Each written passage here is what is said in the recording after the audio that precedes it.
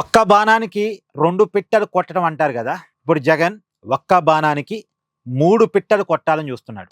Vijayawada Krishnalanka rowdy sheeter Sai Krishna కేసును అడ్డం పెట్టుకొని 3 లాభాల కోసం జగన్ ప్రయత్నం చేస్తున్నాడు. ఒకటి, కూటమి ప్రభుత్వాన్ని టార్గెట్ చేయటం. ఒక కాపు కుర్రవాన్ని పోలీసులు కస్టోడియల్ టార్చర్ చేసి లాకప్ డెత్ చేశారు. ఈ కూటమి ప్రభుత్వం కాపుల పట్ల ఏ రకంగా వ్యవహరిస్తుంది అంటానికి ఇది ఒక ఉదాహరణ. కాపు కాబట్టి సాయి కృష్ణని ఇలా చేశారు అన్నదాని కనుక జనంలో తీసుకెళ్తే, ఈ కాపు పాయింట్ ఆఫ్ వ్యూలో జనంలో కనుక చర్చ జరిగితే కాపులు కూటమి ప్రభుత్వానికి వ్యతిరేకంగా మారతారు.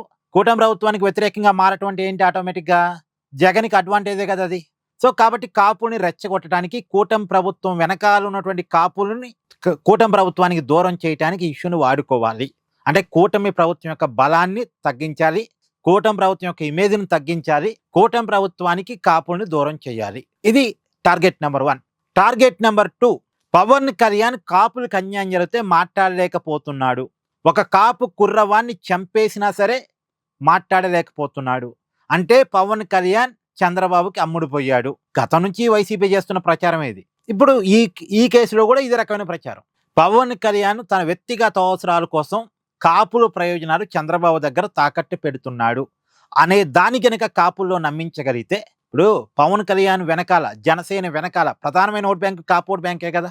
సో దాన్ని దూరం చేయటం. రెండోది, ఇప్పుడు జగన్ పవన్ కళ్యాణ్ మధ్య పోలిక అనేది ఎప్పటికప్పుడు జరుగుతుంది. ఇప్పుడు పవన్ కళ్యాణ్ ఇమేజ్ని కనుక తగ్గించగలిగితే, పవన్ కళ్యాణ్ వెనకాల ఉన్నటువంటి ప్రధానమైన ఓట్ బ్యాంకుని కనుక దూరం చేయగలిగితే పవన్ కళ్యాణ్ బలహీనమైపోతాడు. ఆటోమేటిక్గా అది జగన్కి అడ్వాంటేజ్. కాబట్టి తన రాజకీయ శత్రువు అయినటువంటి పవన్ కళ్యాణ్ని ఈ కోణంలో టార్గెట్ చేయాల్సిందే. అవకాశం దొరికింది, పవన్ కళ్యాణ్ని టార్గెట్ చేయాలి. నిన్న జగన్ తన పర్సనల్ మీటింగ్లో కూడా కాపు నాయకులకు అదే పెట్టాడట. పవన్ కళ్యాణ్ ఇమేజ్ని డ్యామేజ్ చేయండి, పవన్ కళ్యాణ్ ఇమేజ్ని కనుక డ్యామేజ్ చేస్తే కాపులు మన వైపు వస్తారు అని చెప్పాడట. సో పవన్ కళ్యాణ్ ఇమేజ్ని డ్యామేజ్ చేయటం. మూడో లాభం, రాజశేఖర్ బాబుని టార్గెట్ చేయటం. విజయవాడ సిపిగా ఉన్నారు. అలాగే ఆంధ్రప్రదేశ్ మద్యం స్కామ్ను కూడా ఈ రాజశేఖర్ బాబే విచారిస్తున్నారు.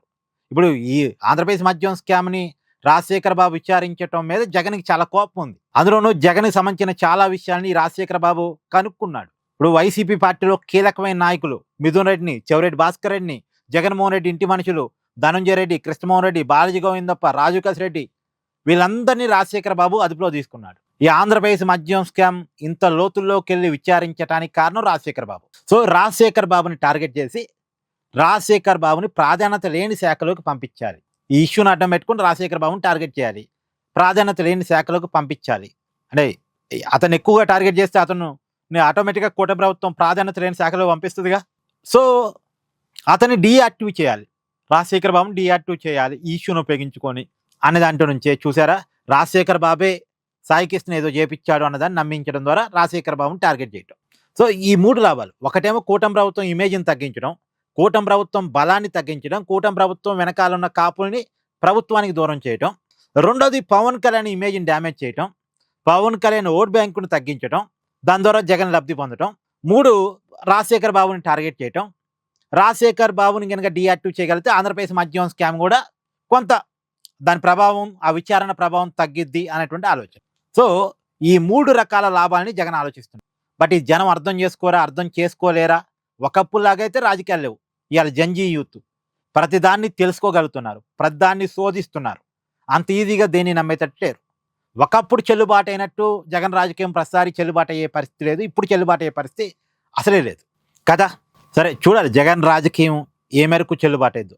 జగన్ అయితే ఒక 3 టార్గెట్స్తో ముందుకెళ్తున్నాడు. బట్ వర్కౌట్ అయిద్దా లేదా చూడాలి. మీ అభిప్రాయాన్ని కామెంట్ చేయండి. Thank you. Please do like, share and subscribe this channel.